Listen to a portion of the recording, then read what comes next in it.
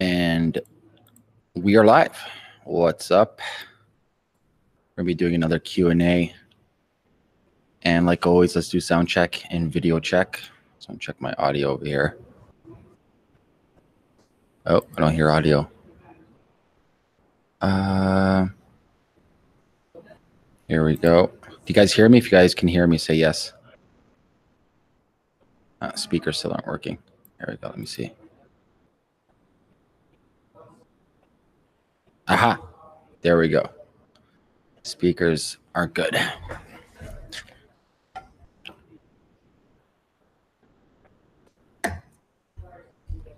Okay. Yes. All right. Like always, guys, this is the random show with complete bullshit and randomness. That means you can ask me any questions about anything, whatever it may be. I'll try to answer them to the best of my ability, but no stupid questions, please. None of these price predictions or any of that stuff or what to invest in. That's your own due diligence, guys. Do your own investigative work for that. All right.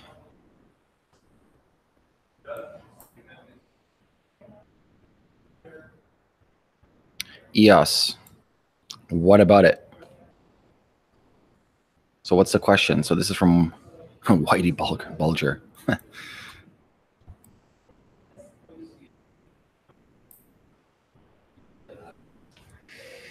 So we got two questions. We got a question from Timothy when it comes to have I thought about ideas for my honeymoon. Yeah. And the next question is from Peru Foodie about stablecoins. I'll answer both of those. Number one for the honeymoon. That's been completely planned thanks to my lovely fiance. She's been doing all the planning. So we'll be going, our wedding will be in Dubrovnik, Croatia. And then from that, we're going to go spend some time in Makarsko and Hvar. And then Amalfi Coast and Tuscany, then Santorini, Greece. And I think, yeah, that's pretty much it. Should be a good time. Okay, so how do I feel about stablecoins? Okay. Stablecoins, it's interesting because there's a lot of use cases for stablecoins. Obviously, for hedging crypto within exchanges, which is really important. Stablecoins can definitely be used in dApps to wear off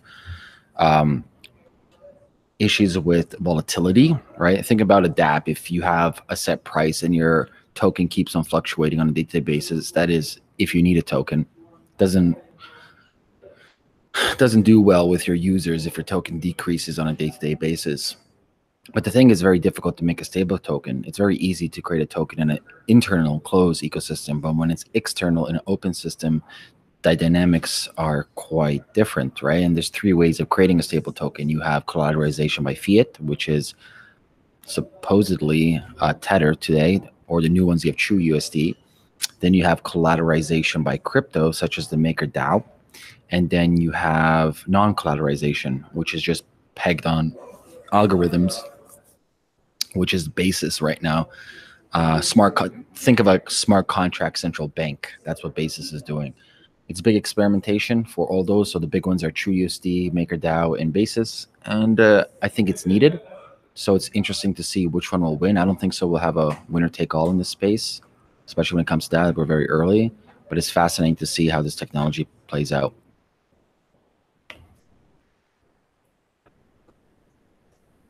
All right, so this is from Vinny2688. Actually, before we get to Vinny's, let me do next. So do you see BitDegree as a competitor to Blockgeeks? No, I don't. There's many other educational platforms out there. One, we don't have a token. We don't need a token. Number two, we already have revenue. We're a predictable SaaS business. Number three, we're about adding value. You know, Blockgeeks guys, I could have easily done a token and raised $40 million. But Blockgeeks doesn't need a token. Right, we're actually building real products that people use on a day-to-day basis. We have thousands of students using on a day-to-day basis, and we're scaling on a day-to-day basis. We're coming up right 15 team members, people in Russia. So I'm all about creating sustainable, predictable business that's successful, and that people have fun, and people are happy in the business, and also add value in the world and actually solving a problem. So are we competitors? No. I always tell people, may the best person company win. The marketplace is always right, or the market's always right. And I think more competition out there, whatever you define as competition, is better. It pushes people to be innovative and to grow their business per se. And that's always better to the end user. From Vinny2688, how did you know you were ready to get married? Did you have doubts and fears? We've been together a long time. It's 8 years this summer. So we're getting married. It's 8 years. We've been engaged pretty much 3 years. We've been living together, 6 years, I believe. Yeah. So it's not about like doubts and fears. Is I consider myself already married. What's the difference? So it's just the time together gives you the answer.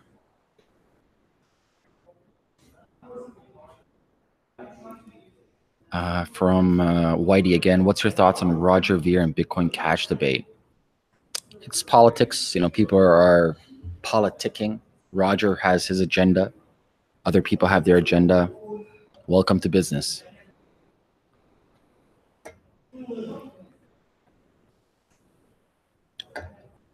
Retro Fred, how can we prevent 51% mining attacks when mining pools get bigger and bigger? A couple of ways you can prevent that. A, anyone can become a miner. B, depends on the hardware that you're talking about. Which ASICs are you talking about? C, it depends on how much is cost of electricity. So there's many different, let's say, variables when it comes to that. It's a good question.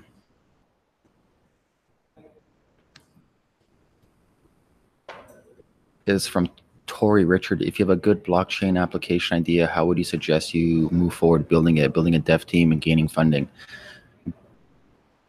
Talk to people, build out a very small lean canvas model, not a white paper, maybe 1 page to 3 pages. Talk to many people, and that's the best way to go at it.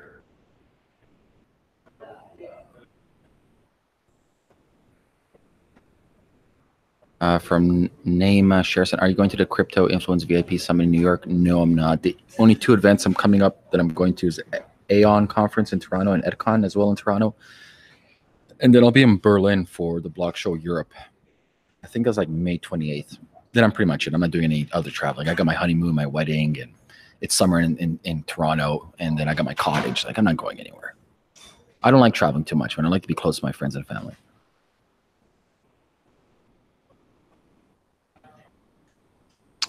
Single Alex 50. What am I most excited about in the space in the near future? Still excited about Bitcoin being Bitcoin and Bitcoin actually holding up to the promise. I want to say promise, but holding up to the potential that it has, or peer-to-peer currency. I want that to see out. I'm big on the platforms and the ecosystems being built. Ethereum, Bitcoin, Monero, Rootstock's coming out. So these big platform plays I'm more or less interested in.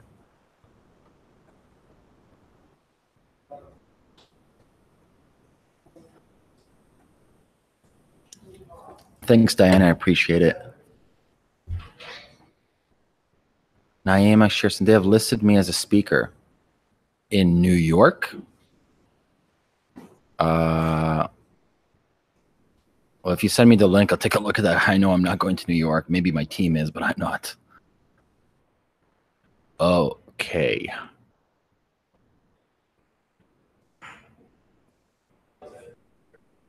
Thank you, King Johnny. I appreciate the kind words. Have I heard of Props? Yeah, I have. Oh, I knew the project a long time ago. They approached me for some help. It's interesting, right? It's different than YouTube. It's more or less kind of like Snapchat. They haven't really released it fully out to everybody. It's still in beta. They raised their money from their token. They're saying it's decentralized. There's many variables when it comes to this stuff. Look at YouTube. YouTube is owned by Google. You have the search volume, right? You have the SEO on YouTube.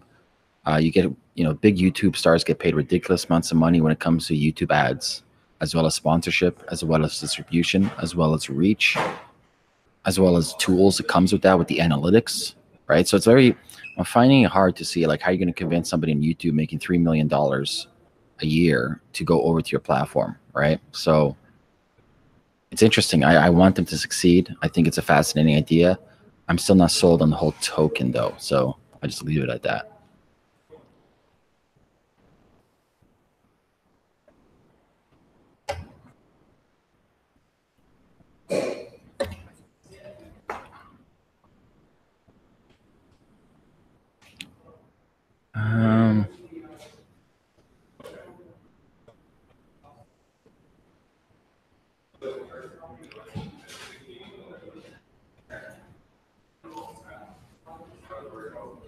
Does my wife take psychedelics? I'll let her answer that question if you guys ever talk to her.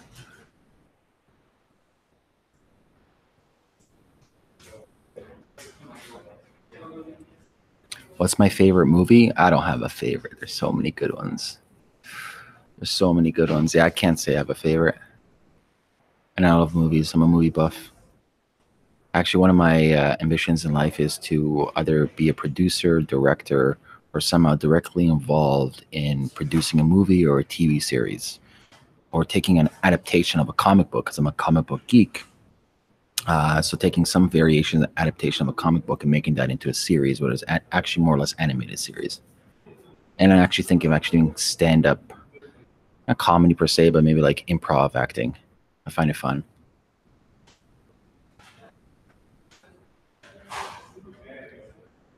Am I gonna go see Avengers? Fuck yeah, that's coming out this week. I actually have a ticket for Thursday night.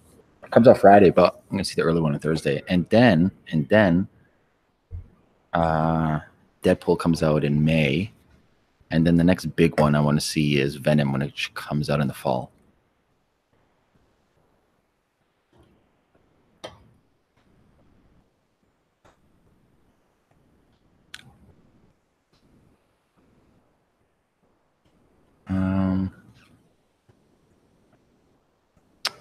Could I do a clip on microdosing? Yes, I can.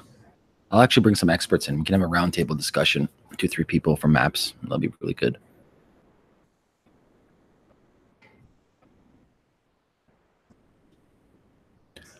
So from Jabber and Ditch, how can I get in touch for your business? Email me, Ameer at Blockgeeks. Quite easy to get a hold of.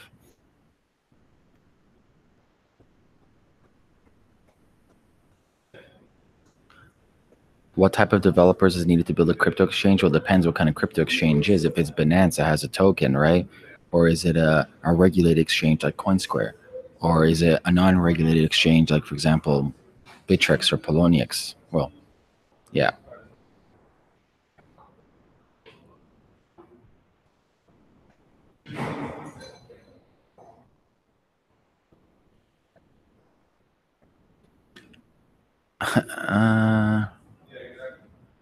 From Felix, am I aware of any serious blockchain applications for non-for-profits?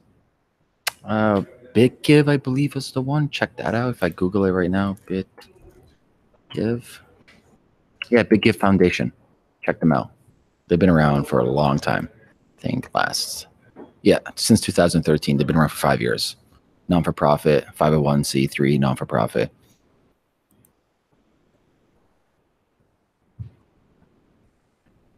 From Nick Lorenzen, do I do affiliates for Blockgeeks? Not yet. We have a full affiliate system being built as we speak. That should go live mid-May, give or take.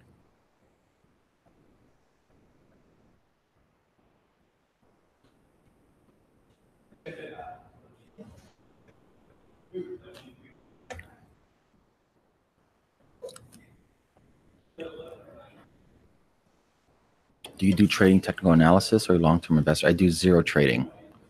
Anything I do is long-term, extremely long-term.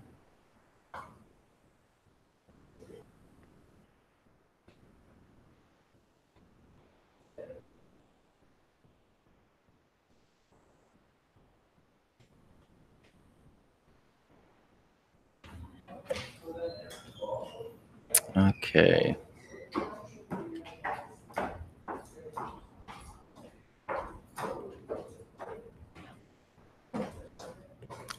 From Devender Yadav, what domains are you most excited in from crypto's perspective? IoT, supply chain, AI. I'm still excited about fixing the number one thing the crypto still needs to do is be crypto. People are jumping ship over here, right? Like we haven't solved what Bitcoin is yet. Creating a true censorship resistant peer-to-peer tool, or more or less as Andreas Antonopoulos talks about, it's communication, right? I want to use Bitcoin with anybody in the world, and I don't want to pay high fees. I don't want the fact that the only way to get it is through a centralized exchange. I want to buy it from a peer-to-peer aspect, like local Bitcoins or ATMs. I want to pay as cheap as possible to get it, and I want companies to use it, and that's why I'm quite excited and bullish on Lightning Network. Like I want the real, killer app is Bitcoin itself, the actual act of using a cryptocurrency, not these like other things are awesome, but we still got to fix this major problem. What's the one thing that differs me from the average person? I consider myself a little bit insane. I don't know. There's many different things. And you have to define average. What's average too? Average people tend to follow people. I've never followed anybody in my life, right? Average people listen to the herd. Average people listen to society. Average people listen to their religion. Average people listen to their culture. So basically they're getting programmed and just saying yes to everything and never actually ask themselves their questions of what do I want? What is my constitution in my life? What do I care about? You know, what makes me happy in life, as opposed to like, yes, sir, yes, ma'am, I'll follow in the footstep. Yes, I'll do exactly the same things that you did, blah, blah, blah, blah.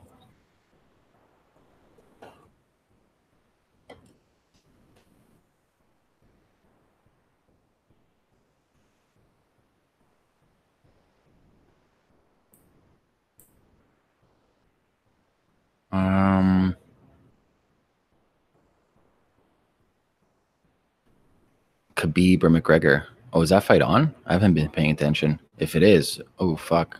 Can't wait to watch that.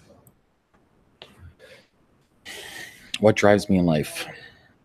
It's an interesting question. It's an ego question, right? A lot of people would be like, oh, I want to change the world, but why do you want to change the world? Most people want like name recognition, right? What drives me? Seeing people happy. You know, first is you being happy. That's where it starts, right?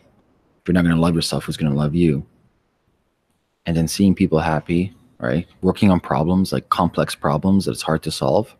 You know, as long as you're being challenged and you're, as Joseph Campbell talks about, living in your bliss or following your bliss, you know, everything is irrelevant.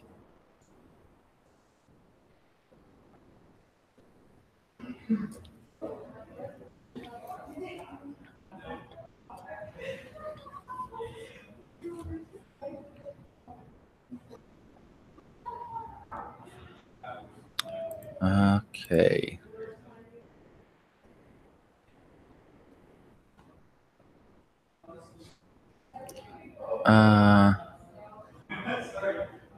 Have I advised any ICOs? I haven't advised any ICOs publicly or signed any papers yet publicly.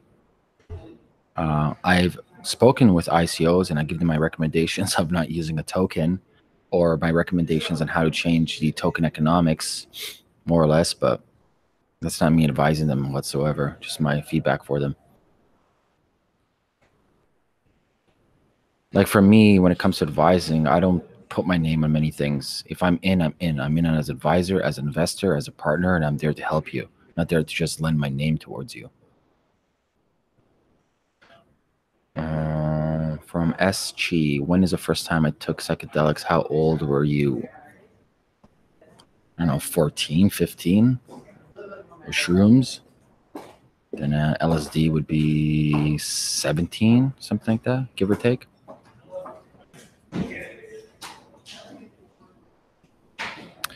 From what can I say? What is the best career for young people? The question is not what is the best career. The question is, how can you develop a hunger to keep on learning?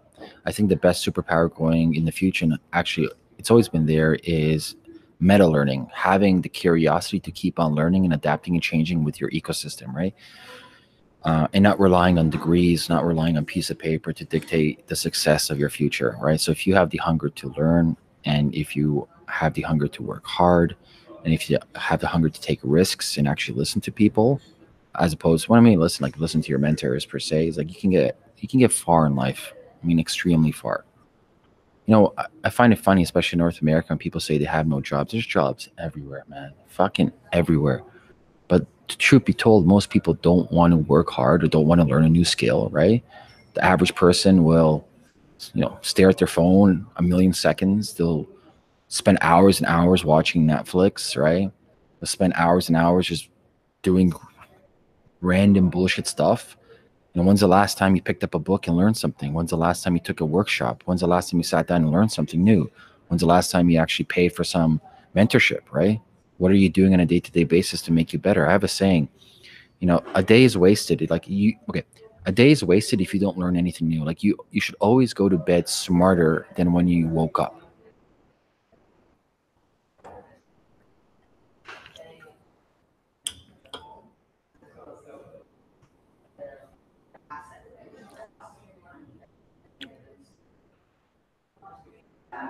Do I think the potentials of the SEC considering Ethereum as security, and what do I think? I don't. I doubt they're going to say it's a securities. Tell you the truth, that's just my personal opinion, but I could be wrong. But as it stands right now, I really, really don't see, statistically speaking, them deeming Ethereum as a securities.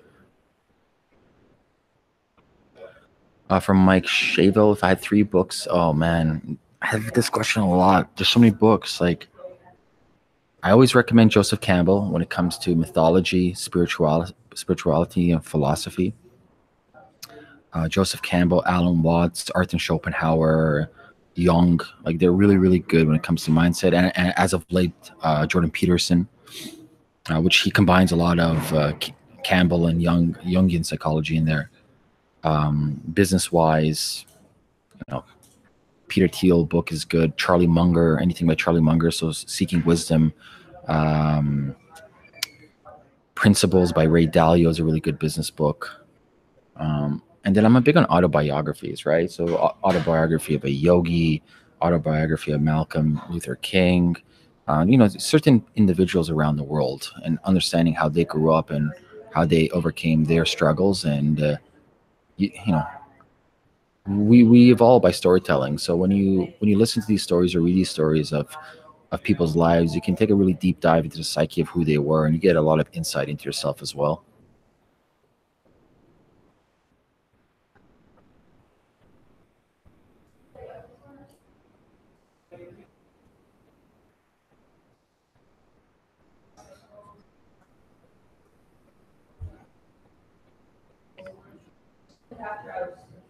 Um,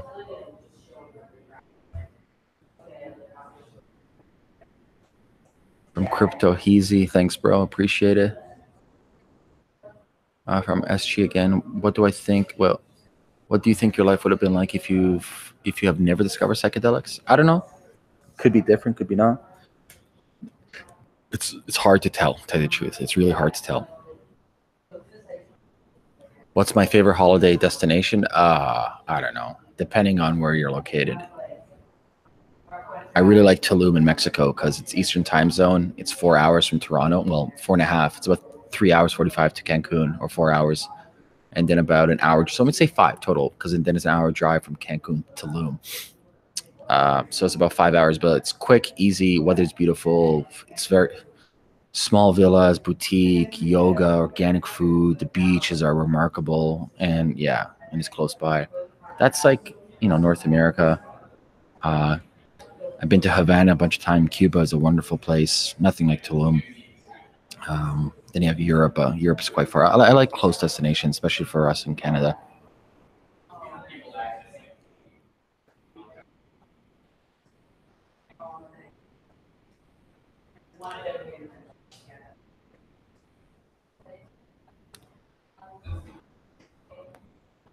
Okay. All right, guys. I'm going to take one more question, and I got to head out. So, or 1 or 2 more questions.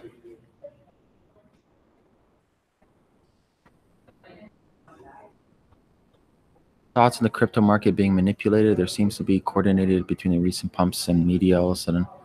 The market's small. It's manipulated through exchanges, front running, OTCs, buy-sell orders that are the same person buying it. Also manipulated through sentiment, so meaning people publishing certain articles, whether that is for bullish sentiment or whether that is for FUD. So psychology really does trump all statistics, or psychology always trumps facts, because people are emotionally driven, they're not fact driven.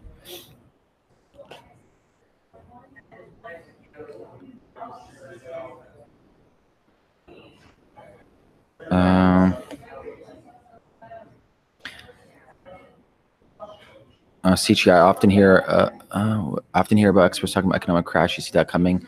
Well, based on Ray Dalio's microeconomic model, we're in for a new recession coming in. What the recession will be, I don't know. And also, we haven't recovered Or at least the United States haven't recovered from 2008 real estate crash. From Andrew Brow. Sorry if I butchered your name. Amir, do you meditate? If so, what is the best way? I don't traditionally meditate. I do Wim Hof breathing when I can. My meditation is walking. I just like to walk. Just stare into the sky and just walk.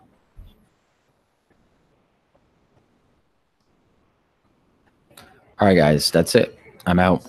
It's always been a pleasure. If you guys want more of this, just leave a comment below. And if you guys need me, you can contact me via Twitter. My name. All right, guys. Adios.